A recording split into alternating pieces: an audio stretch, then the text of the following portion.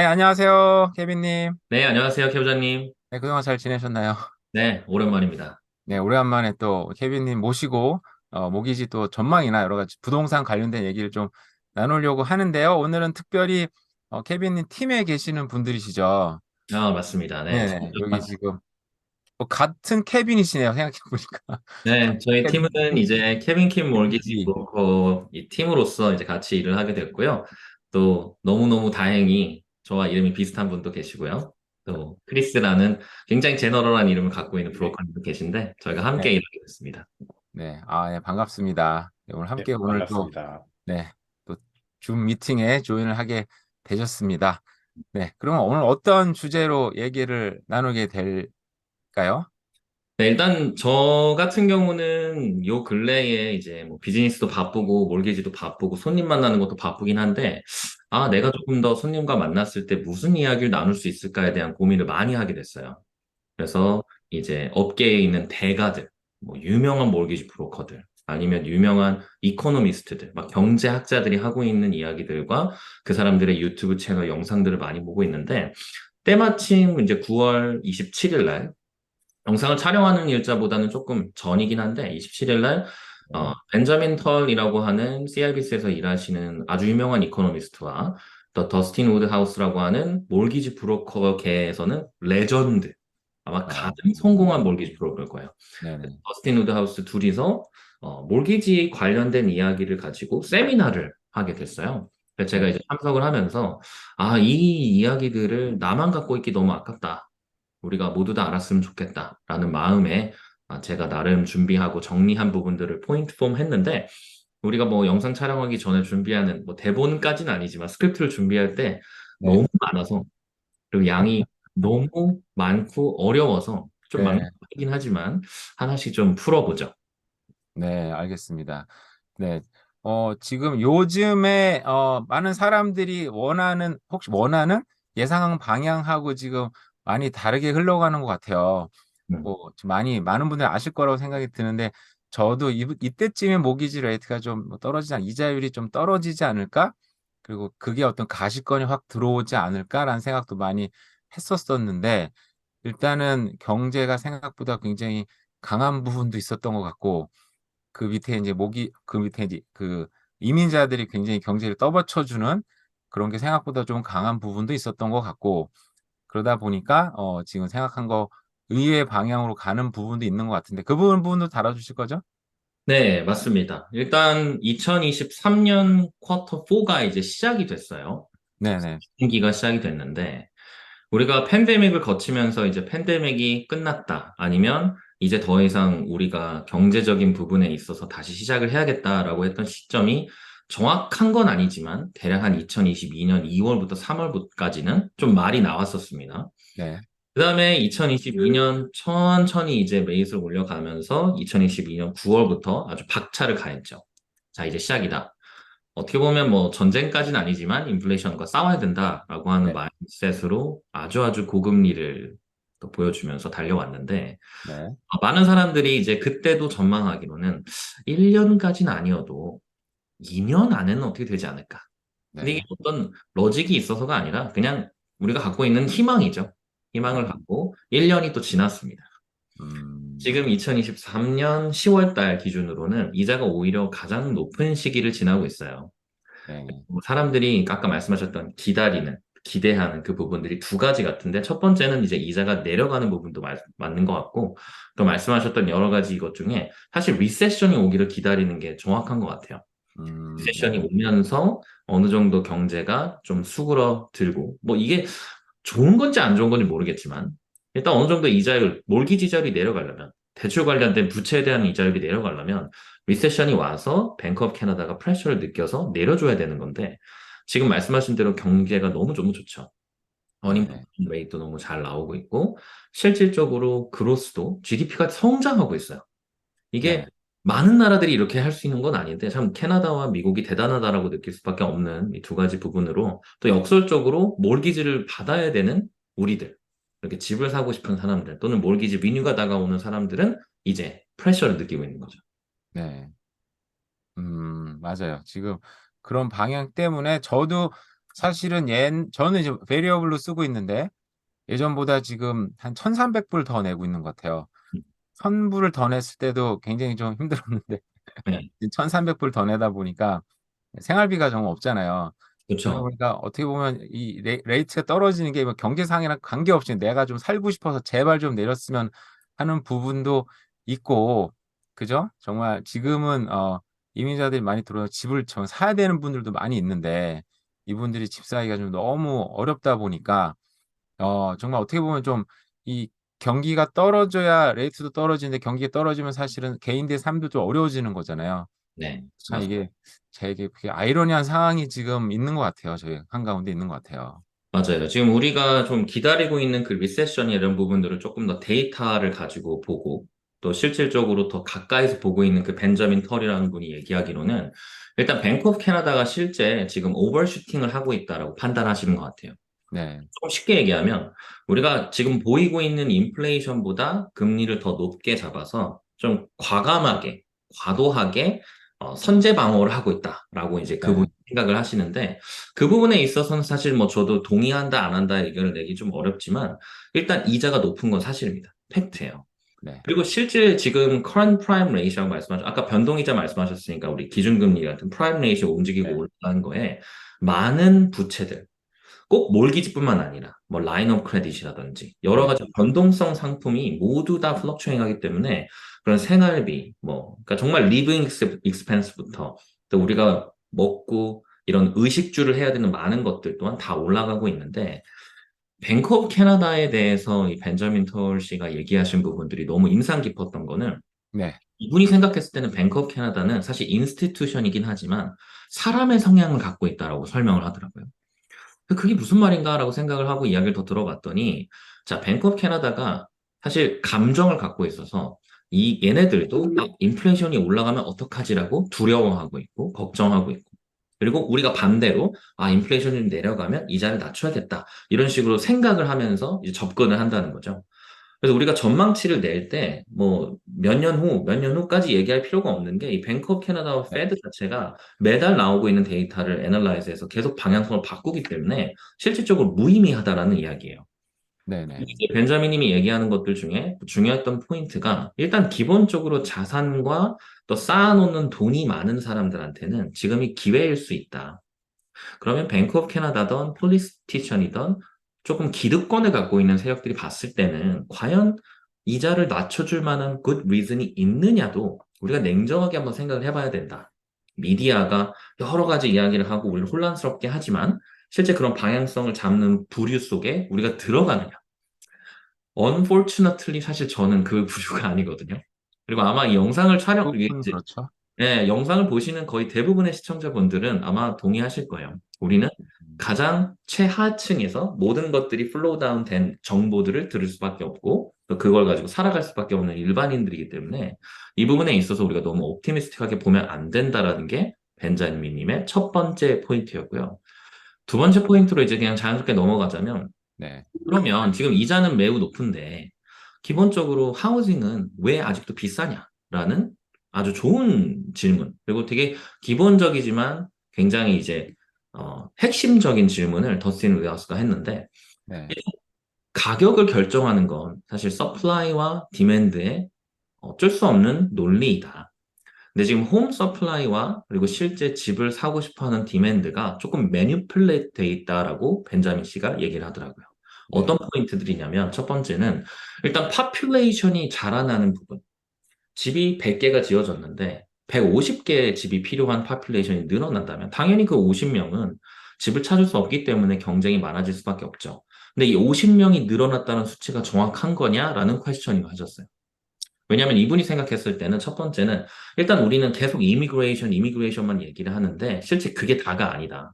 이미그레이션 오는 패밀리 맞지? PR 카드 준 거 카운트하고 시티즌 카운트하면 되는데 좀 쉬울 수 있어요. 네, 근데 그거 외에도 실제 스튜던트로 여기에 와 있는 사람들, 그러니까 워크 퍼밋이나 이런 부분들 또는 우리가 자연스럽게 캐나다에서 경제 활동을 하면서 자라나면서 집을 사게 되는 first time home buyer들 아니면 네, 아이가 20년 전에 태어나서 이제 캐나다에 좀 노동 인구로 들어오는 구조들, 여러 가지 것들을 우리가 다 카운트할 수 없기 때문에 실제로 얼마나 많은 디맨드가 생긴지 알 수 없는데 지금 정부에서 정책을 낼 때 이미그레이션이 1 밀리언 들어오니까 우린 이만큼 지을 거야라고 얘기하면 어쩔 수 없이 잘못된 정보를 가지고 정책을 내기 때문에 이 부분들을 해결할 수 없다라고 이야기를 하더라고요.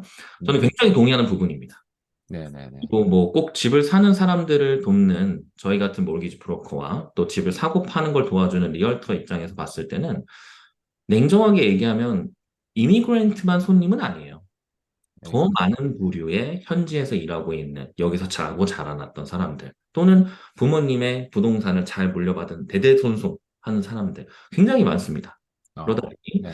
디맨드에 대한 접근이 좀 잘못된 게 아니냐라는 포인트. 저는 굉장히 좋았던 포인트 같고요. 그리고 이제 이것도 되게 재밌었습니다. 뱅크 오브 캐나다와 정치인들 네. 두 사이에는 어떤 게 좀 컨플릭트가 생길까? 이거는 이제 저도 나름 한번 생각해 봤던 건데, 일단 뱅크 오브 캐나다는 자기가 기준금리를 왔다 갔다 하면서 몰기지라든지 대출이자에 대한 관여를 하니까, 몰기지 페이먼트나 레이시 중요하겠죠. 정치인들은 혹시 뭐가 중요할 것 같으세요? 정치인들, 캐나다 정치를 생각해 본 적이 별로 없어서. 음, 근데 제가 근데 이 질문 듣고 그냥 미국 정치인을 생각해 봤을 때, 뭐 지금 정책상 어떻게 보면은, 어, 가스의 오일 가격이 엄청나게 높잖아요.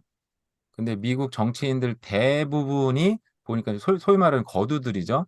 거두들 같은 경우는 그런 가스 앤 오일 컴퍼니들의 어떤 쉐어를 굉장히 많이 갖고 있더라고요, 보니까.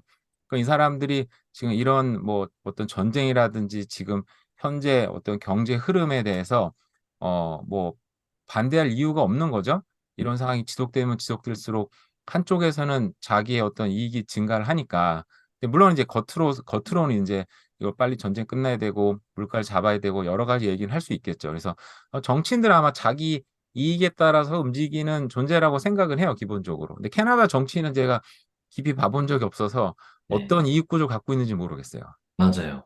저도 이제 비슷한 생각을 하고 또 네, 정치인들의 그 자기네들의 그 커리어의 생명은 사실 매번 선거가 될 때마다 계속 늘어나는, 그러니까 수명이 늘어나는 구조잖아요. 네, 네. 그러다 보니까 표를 많이 받기 위해 노력하지 않을까라는 접근 생각했는데 단도직입적으로 우리 벤자민 털님의 얘기로는 렌트 페이먼트입니다. 어, 모르기지 페이먼트냐 렌트 페이먼트냐를 두고 뱅크 오브 캐나다와 폴리티션이 다른 시선을 갖고 있어요. 네. 왜냐하면 절대 다수의 투표권자들이 렌트에서 살고 있거든요. 네. 이 사람들에게 조금 더 달콤한 정책들을 내면 표를 많이 받기 때문에 자기의 목숨이라고 표현하기 좀 그렇지만 자기의 임기가 연장되는데 뱅크 오브 캐나다 같은 경우는 반대인 거죠.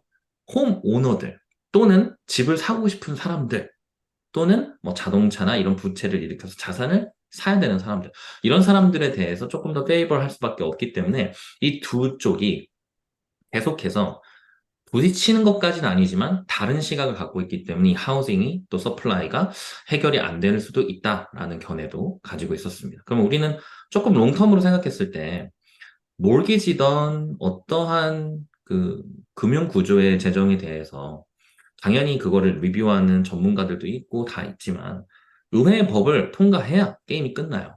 그리고 그게 임팩트가 있습니다. 네. 그런 것들 생각하면 롱런으로 봤을 때 과연 하우징 이슈가 해결이 될 거냐, 해결됐으면 좋겠다 이게 아니라 하우징 이슈가 해결이 안 될 수도 있다라는 생각도 우리는 갖고 있어야 될 것 같아요. 그런 부분들을 좀 얘기해 주셨고 또 그 다음에 이분들이 얘기했던 부분들 중에 좀 재밌었던 건 뱅크 오브 캐나다는 당연히 인플레이션을 컨트롤해서 우리가 원하는 2%로 낮추고 싶은데 이 2%로 낮추는 거에 대해서 뭘 더 해야 되냐라는 이야기를 나눴어요. 기본적으로 이제 인플레이션에 대한 이 구조적인 부분들은 우리가 3년 동안 너무 많은 걸 보고 많은 걸 들었기 때문에 다들 잘 아실 거예요. 네. 여러 가지 커스트들이 다 코어로 모여진 것도 있고 코어 밖에 있는 것들도 있는데 실제 이분이 포인트했던 게 몰기지 페이먼트가 늘어난 부분도 인플레이션에 영향이 있기 때문에 지금 우리가 보고 있는 인플레이션이 5%다 6%라고 했을 때 몰기지 페이먼트가 1000불 늘어났던 우리 캐부자님의 생활 캐시플로우를 본다면 이미 인플레이션보다 더 많이 올라갔을 수 있다는 거죠. 좀 올랐죠. 네. 네, 그러니까 그런 것들을 제거하고 본다면 과연 실질적으로 우리가 걱정해야 되는 인플레이션은 뭐냐? 가스의 가격이냐? 아니면 우리가 먹는 식료품의 가격이냐? 이런 것들을 단정 지을 수 없지만 사실 지금 굉장히 조삼모사의 상황으로 이야기를 반복하고 있다라고 포인트아웃을 했어요. 인플레이션 잡아야 돼, 잡아야 돼 하면서 몰기지 페이먼트가 올라갔기 때문에 인플레이션이 오히려 더 늘어난다? 낮아진다? 그리고 몰기지 페이먼트가 늘어나면 자연스럽게 렌트비도 올라갑니다. 네. 어쩔 수 없어요. 누군가에게 이게 전가되는 상황이 되기 때문에 랜드로드의 커스텀 하우징이 늘어나면 어쩔 수 없이 테넌트의 리빙 익스펜스가 늘어날 수밖에 없어요. 그럼 자연스럽게 또 인플레이션에 영향이 있겠죠.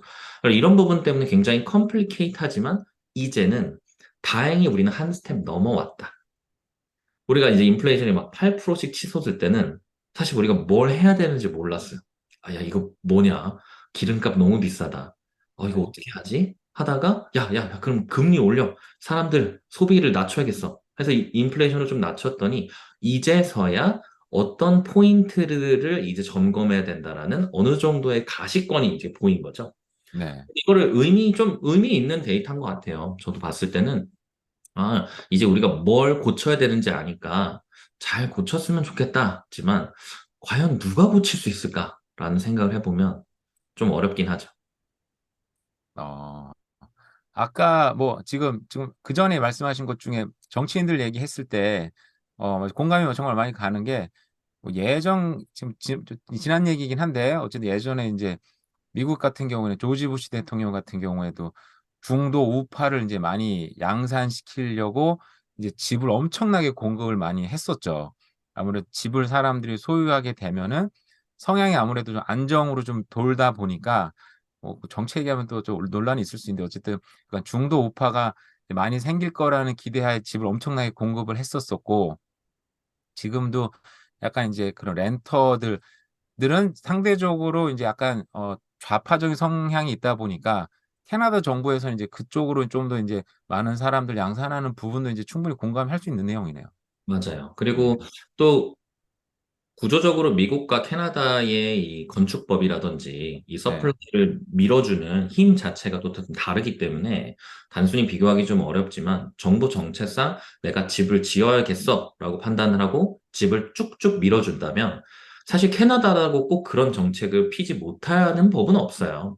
이게 네. 뭘 원해서 이런 일들을 하겠다라는 이 논리만 잘 맞으면 되는데 이제 우리는 집을 사야 되고 집을 사기 원하는 사람들은 더 많은 서플라이가 있어서 오히려 디맨드보다 서플라이가 많아서 가격이 조정되길 기다리는 사람들의 입장에서는 좀 움직여줬으면 좋겠는데 애매한 움직임들, 뭐 집을 사면 텍스를 돌려준다든지 아니면 몰기지를 받았다면 몰기지를 받으면서 발생한 비용들을 텍스로 면제해준다. 이런 약간 우회적인 방법으로만 서플라이를 컨트롤하려고 하다 보니까 궁극적으로 지어지는 집 자체가 작은데 해결 방법이 없는 거죠. 맞아요. 저도 지금 이 며칠 동안 계속 임대주택 관련된 얘기를 하고 있는데 정부에서 BC주나 뭐 밴쿠버시나 임대주택에 대해서는 굉장히 빠르게 지금 허용도 해주고 뉴스가 많이 나오는데 실질적으로는 그걸로 디맨드 요구를 해결하기도 쉽지 않고 임대니까 당연히 못 해결하겠죠. 맞아요. 그리고 요번에 한번 주택장관이 발표한 숫자들을 봐도 이게 시들에서 과연 따라갈 수 있는가 뭐 그런 실질적인 내용이 하나도 없잖아요. 그래서 앞으로 정말 이 서플라이 문제는 정말 크게 문제가 다가오겠구나라는 생각이 들죠. 이게 당장 1, 2년 사이에 큰 영향을 못 줄지더라도 앞으로 중장기적으로 봤을 때는 아마 이 이슈가 아마 캐나다에 크게 아마 대두가 되지 않을까 생각은 하고 있어요. 네. 그리고 이제 벤자민 님이 여러 가지 지금 현 상황을 이해시켜 주시면서 굉장히 좋았던 건 이제 과거의 데이터들과 같이 좀 비교를 해 주셨는데 네. 우리가 80년대에 어떤 경제적인 활동을 해보지 않은 세대가 있다면 뭐 저 또한 사실 80년대에 태어나고 그냥 먹고 살기 바쁜 그런 그 시절을 못 겪었기 때문에 대부분 아니지 않나요? 진짜 여기 있는 분들. 그런가요? 네, 네, 그러니까 어릴 우리가 때니까. 80년대 네. 어떤 그 경제 어려움을 겪으면서 간 세대라면 사실 지금 지나가고 있는 게 조금 더 이해하기가 쉬우실 수도 있고 조금 더 이렇게 하면 안 되지. 잘하고 있지는 판단할 수 있는데 음, 항상 이렇게 좀 호황기를 겪었던 사람들이 거의 대부분이다 보니까 저 또한 이게 되게 재밌었는데 80년대에 이제 미국과 캐나다에서 실제로 뱅크 오브 캐나다와 페드가 이 프라임 레이트를 오버슈팅해서 더 위험했던 데이터가 있더라고요. 그분이 쭉 설명을 해주는데 똑같은 이유는 아니지만 인플레이션이 많이 치솟았고 그걸 잡기 위해서 이제 오버슈팅을 빵빵빵 했는데 결과론적으로는 너무 많이 해서 경제가 침체가 됐는데 이 디프레션과 리세션이 왔을 때 실질적으로 잘 다시 부양을 해줘서 소프트 랜딩이라는 개념으로 오르고 내리는 거를 살짝 하고 다시 성장할 수 있게끔 동력을 줬어야 됐는데 이게 아니라 오르고 아 이거 야 내려야겠다 해서 완전히 내려간 거죠. 그래서 한 네. 5년에서 10년 동안 계속해서 longer term과 또 severe recession이라고 해서 계속 조금 한번 왔다가 살짝 회복하고 또 오고 살짝 회복하고 또 오고 바닥이 언제 보일지 모르는 마치 이제 주식 그래프를 그리듯이 오르고 내리고를 반복하지만 점진적으로는 하향하는 이제 이런 구조를 내리는 부분들에 대해서 80년대 데이터를 봐라. 오버슈팅은 하면 안 된다. 조심해야 된다. 그리고 네. 언제든지 방향성을 바꿀 수 있는 좀 오픈 마인드가 있어야 된다라고 얘기를 하셨고요. 물론 네. 이 이야기는 뱅크 오브 캐나다에게 하는 얘기입니다. 너희들 너무 네. 너무 확고한 생각만 가지고 가면 안 돼. 네. 매달 계속 리뷰하면서 방향을 그때그때 바꿔줘야 돼. 다행히 음. 9월 달에는 우리가 프라임 레이시 멈췄죠. 저는 네. 뱅크 오브 캐나다가 참 똑똑하다고 생각해요. 근데 물론 이제 거기 일하고 있는 분들과 또 거기서 담당하고 있는 장관들 아, 뭐 자기의 책임을 물어서 뭐 자리를 내려놓는 분들도 있고 많이 있는데 미국보다 며칠 앞에 이런 레이즈 발표한다는 게 굉장히 큰 부담일 거예요. 음. 그리고 전 세계가 사실 캐나다 우리의 경제를 뭐 얼마나 많이 보겠습니까만은 요즘에는 뱅크 오브 캐나다 이거 어나운스 나오는 것만 기다리고 있어요.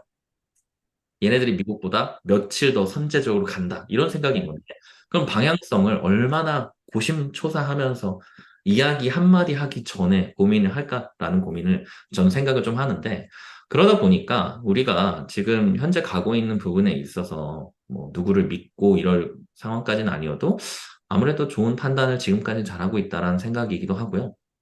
또 네. 과거의 데이터랑 비교했을 때는 실제 과거에 있었던 글로벌 임팩트, 뭐 예를 들어 중국과의 관계, 아니면 일본과 미국의 관계 등등 여러 가지 예를 들어주셔서 얘기해 주셨는데 이번 같은 경우는 아무래도 코비드라는 팬데믹을 거치면서 이제 정말 인터내셔널을 넘어서 그냥 모든 글로벌 그 파퓰레이션 전체가 인류 자체가 전체 다 임팩트를 받았던 나라 간의 컨플릭트로 발생한 일이 아니라 전 세계 모든 사람들이 다 영향을 받았던 일들이 있다 보니까 아무래도 더 어렵지 않나, 더 크지 않나라고 네. 이야기해 주셨는데, 그분은 일단 뭐 의사나 이런 분들은 아니고 뭐 병리학자 이런 사람들은 아니니까 뭐 네. 코비드가 어떻다 저렇다 이렇게 길게 얘기하지는 않으셨는데 음. 확실하게 얘기해 주신 거는 코비드라고 하는 또는 어떤 질병으로 인해서 이제 앞으로 경제가 흔들릴 만한 부분들이 조금씩 줄어들 거다.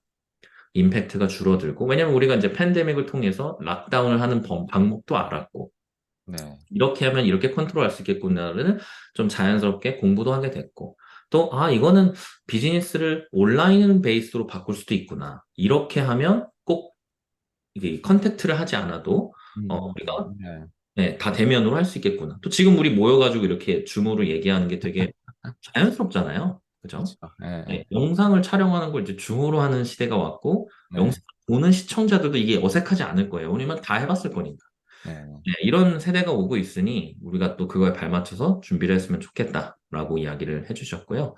한 가지 이제 마지막으로 쉐어하고 싶은 거는 더스틴 하우스가 그래서 이제 되게 촌철살인의 질문을 잘하는 사람인데 그분이 네.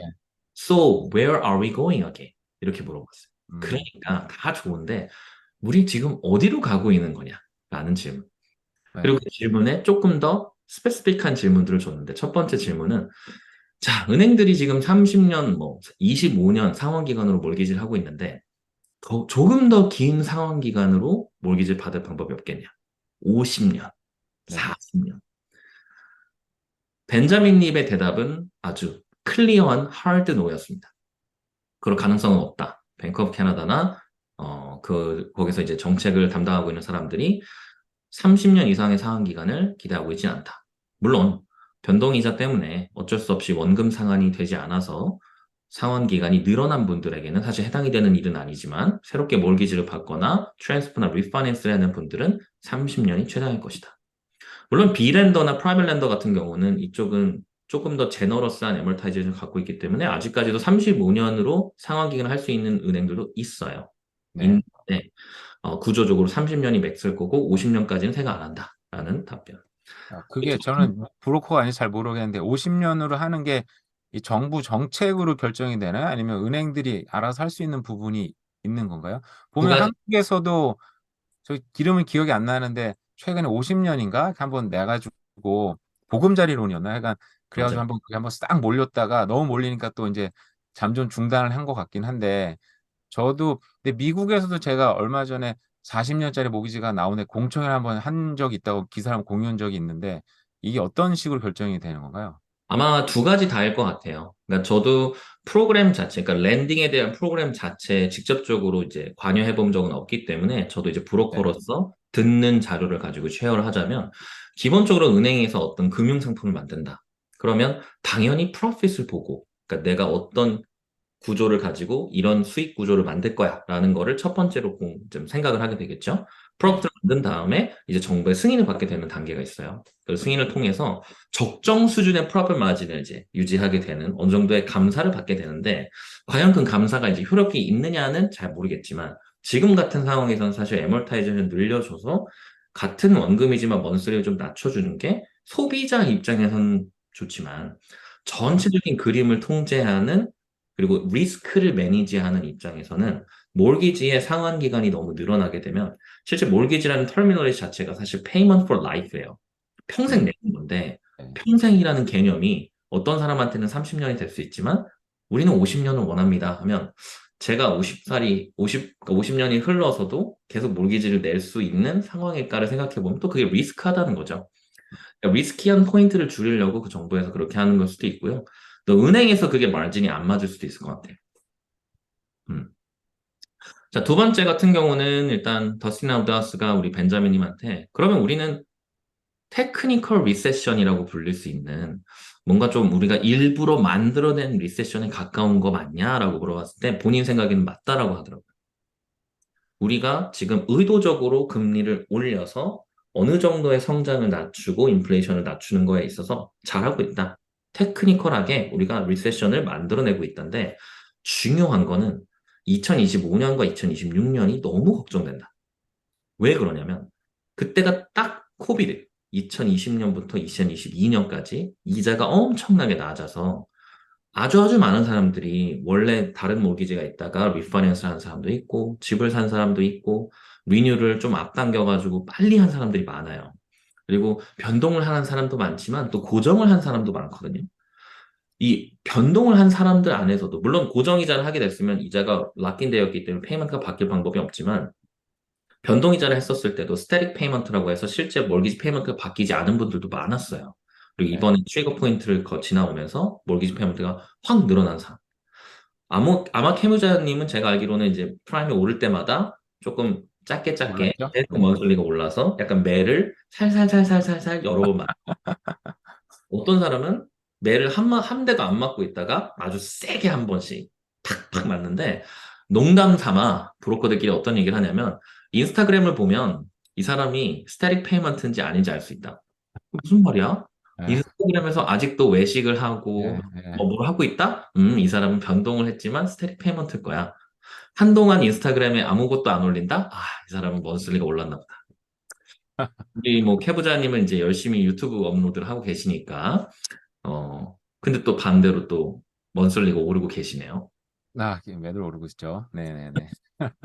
네, 이런 것들 때문에도 걱정이 많다 해주셨고, 또 53%의 캐네디언 몰기지 자체가 2025년과 26년도에 리뉴가 다가오고 있기 때문에, 물론 이 데이터는 저 줄어들 수도 있고 더 많아질 수도 있는 건 계속해서 더 쌓일 거지만, 이것들이 한 번에 몰렸을 때, 과연 2%, 1%대 이자를 내고 있는 사람이 7%, 6%라고 하는 고금리가 유지된 상황에서 먼슬리를 감당할 수 있을 것인가? 음, 그럼 먼스를 감당 못하면 어떻게 할 거냐? 집을 팔아야 되나? 리파이낸스를 통해서 상환 기간을 늘려야 되는데, 3년, 4년밖에 안 지나서 내가 남아있는 상환 기간이 얼마 없다. 이러면 대책이 없는 거죠. 그리고 음, 너무 잘 아시겠지만 애멀타이제이션 테이블 같은 경우는 첫 번째 7년 동안에는 원금보다는 이자를 더 많이 내게 되는 구조다 보니까 실질적으로 원금이 많이 줄어들었지 않았는데 더 큰 문제는 높은 이자율 때문에 퀄리파잉 레이시라고 하는 스트레스 테스트를 경험한 이 이자율이 너무 높아지니까 내가 가지고 있는 인컴은 이만큼 오르지 못했는데 내가 갖고 있는 몰기지 원금은 이만큼 줄지 못했는데 더 많은 인컴이 필요해서 이 몰기지를 그냥 위뉴밖에 할 수 없는 사람들이 많아질 거라는 거죠.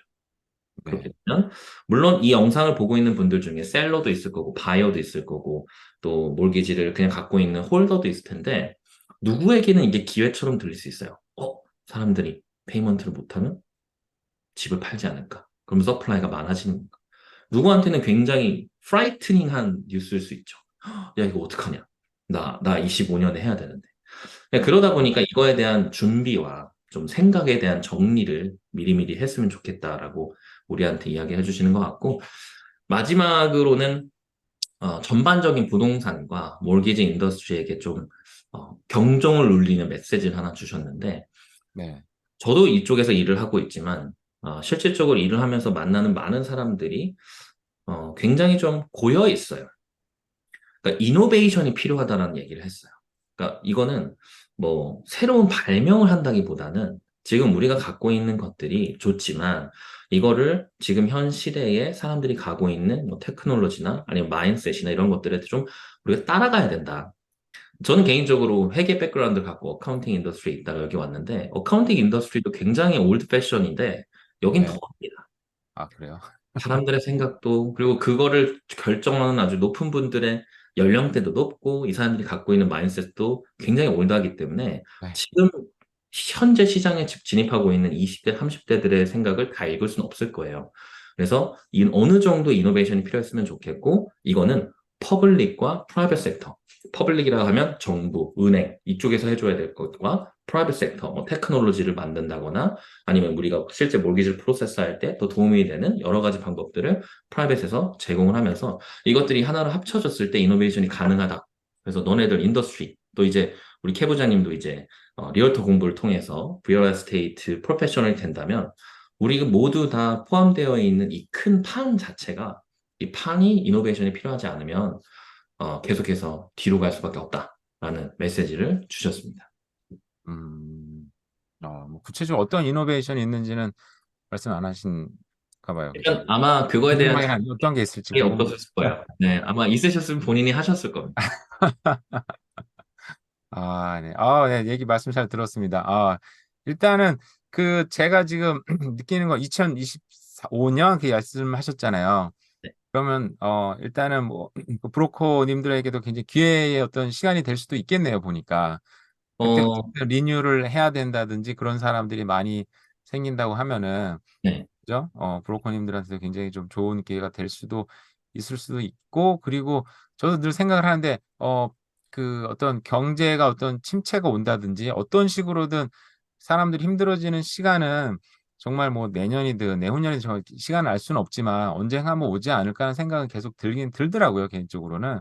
왜냐하면 중국 경제가 좋아진다, 좋아진다고 얘기를 많이 했었었는데도 불구하고, 이거 너무 좀 이렇게 그 좀 세계 경제를 얘기할 것까지는 아니겠지만은 이게 보니까 데이터를 저도 이제 뭐 신문에 나온 데이터들이긴 한데 이게 경제나 어떤 규모의 경제가 인도로 넘어가는 것들이 생각보다 굉장히 더디게 되고 있다 보니까 이 사람들이 예상한 바대로 인도로 자연스러운 어떤 경제 흐름이 넘어가면 세계 경제 계속 지속된다라고 생각해 왔는데 그게 안 되다 보니까 중국 경제에 생각보다 락 걸려 있는 경우도 많이 있고 거기에 맞춰서 개인 경제들까지 만약에 뭐 내년, 내후년에 어려워진다 그러면 역시 좀 체력적으로 버틸 수 있는 사람들, 좀 캐시를 많이 갖고 있다든지, 일반 뭐 저 같은 사람들보다는 좀 더 어떻게 보면 기득권층에 좀 더 큰 기회가 오지 않을까라는 생각이 들기는 들어요.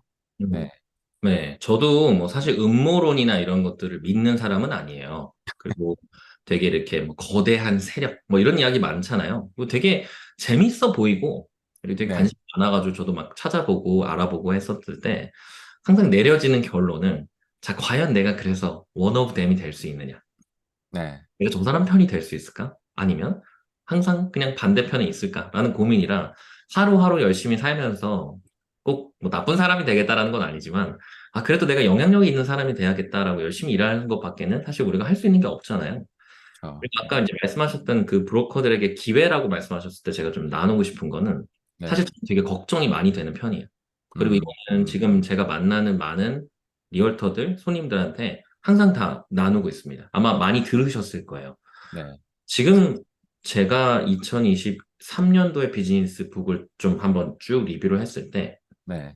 냉정하게 얘기하면 굉장히 잘 되고 있어요. 음, 그리고 딜이 펀딩되는 숫자도 많고 시간도 빨라지고 굉장히 이피션하게 돌아가는 것 같지만 쫙 좀 다 디테일하게 봤을 때 제가 한 가지 두 가지 정도 느끼는 건 첫 번째는 몰기지가 펀딩되는 퀄리티가 굉장히 많이 떨어지고 있어요.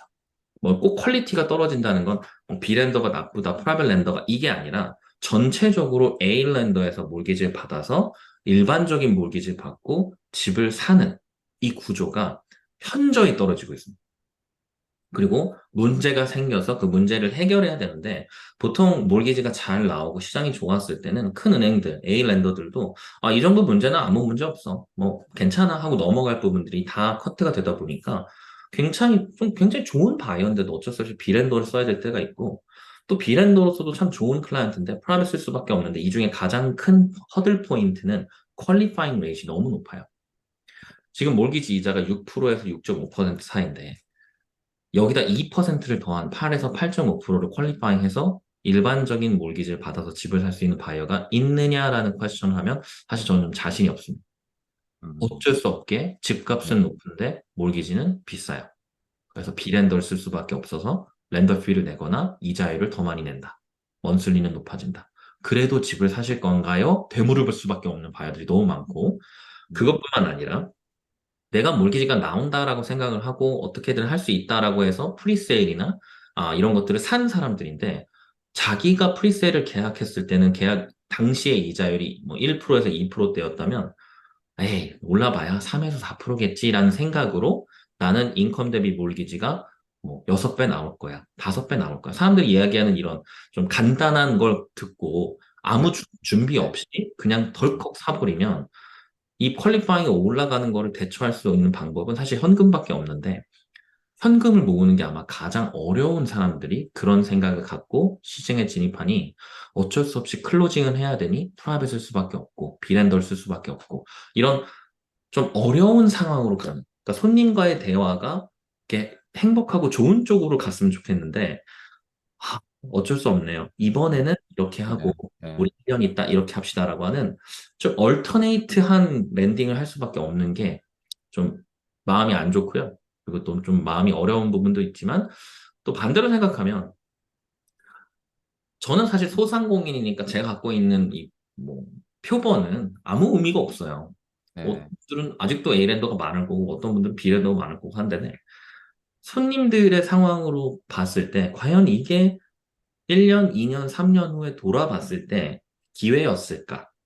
아니면 자기의 삶 속에서 가장 힘들었던 시기였을까? 이거는 결과가 나와 봐야 결과론을 가지고 얘기할 수밖에 없다 보니까 또 조심스러운 거죠. 그렇다고 네. 집을 사지 마세요라고 얘기하기에는 2, 3년 있다 집값 올라가면 너가 책임질 거야? 그럼 할 말이 없어요. 그리고 또 올라갈 것 같기도 해요. 이게 또 이자가 내려가면 또 부동산 올라간다는 생각을 하니까 네. 참 어려운 시기인 것 같습니다.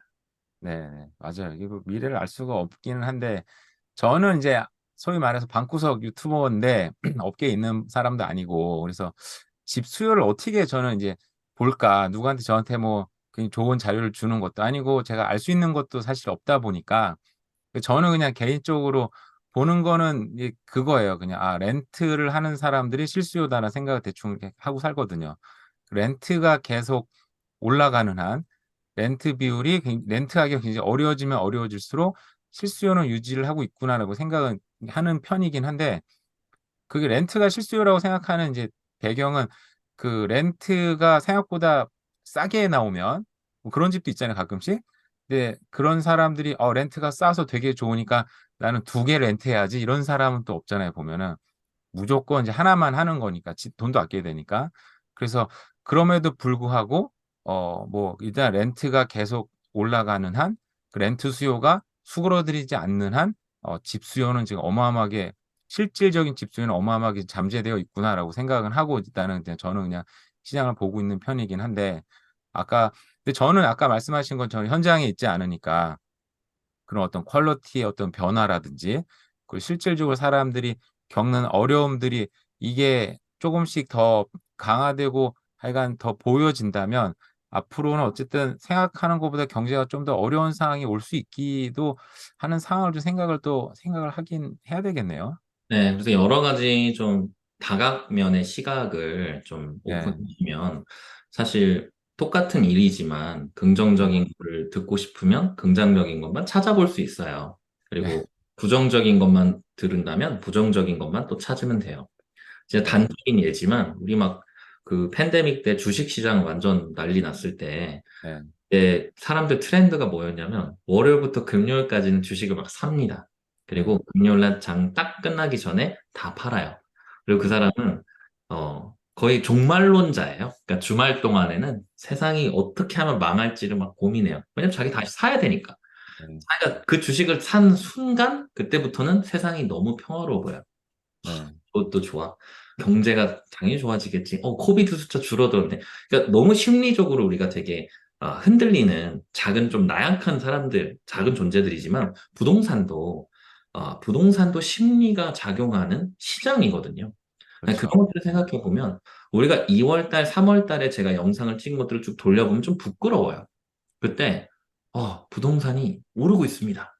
네, 다시 활발해지고 있습니다. 얘기했던 영상들이 몇 개 있는데 사실 맞긴 맞거든요.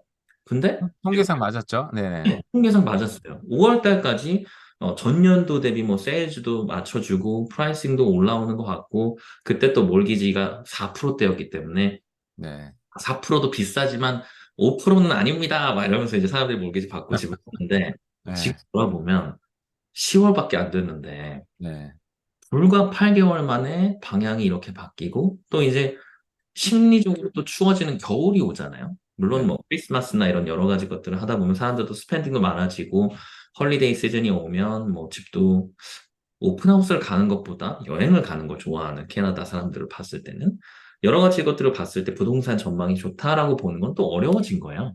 그러니까 이게 이 영상을 시청하는 분들도 굉장히 많은 바이어스를 갖고 있는 미디어들이 여러분들의 마음을 흔드는 거다라고 생각을 한다면 지금 이제 뭐 캐부자님의 영상을 보는 것도 제 생각에는 그 중립을 지키기 위해서 노력을 하는 분인 것 같아요. 다른 분들은 어떤 좀 특정 이권을 노리고 영상을 촬영해서 나의 세일즈로 만들고 여러 가지 관들이 있는데 사실 캐부자님은 아직 일단 리얼터 라이센스를 딴 건 아니기 때문에 법자도 아니고 네, 네, 본인이 그냥 개인이 경제와 부동산에 너무 많은 관심을 가지고 이걸 가지고 영상으로 풀어내는 분이기 때문에 이런 노력들을 더 많이 하신다면 그리고 저같이 좀 스캡티컬한 마인셋을 갖고 있는 사람들을 많이 만난다면 조금이라도 밸런스를 잡는데 도움이 되지 않을까 싶어서 오늘 이렇게 이야기를 하게 됐습니다. 네, 네. 네. 오늘 또 많은 또 정보와 또 인사이트. 아까 말씀하신 분이 무슨 분이었죠? 벤자민 탈이라는 네, 분이셨죠? 벤자민 터 그분이 쓰신 그 칼럼 몇 번 읽어보긴 했는데 또 그분이 또 어떤 해안을 갖고 경제를 또 나눠주신 거에 대해서 또 감사를 드립니다. 네, 네. 그럼 오늘 또 케빈님 그리고 케빈 리님 그리고 크리스 리님까지 함께 하게 됐네요. 예. 다음에는 좀 더 이렇게 다양한 의견도 나눠보는 것도 되게 재밌을 것 같아요. 한번 그 좀 어떤 공간에 모여서 자연스럽게 토론하는 것도 한번 해보면 되게 재밌다는 생각이 드는데 어쨌든 오늘도 시간 함께 해주셔서 너무 감사합니다. 네, 감사합니다. 네, 네, 다음에 또 감사합니다. 뵐게요. 감사합니다. 네. 수고하셨습니다.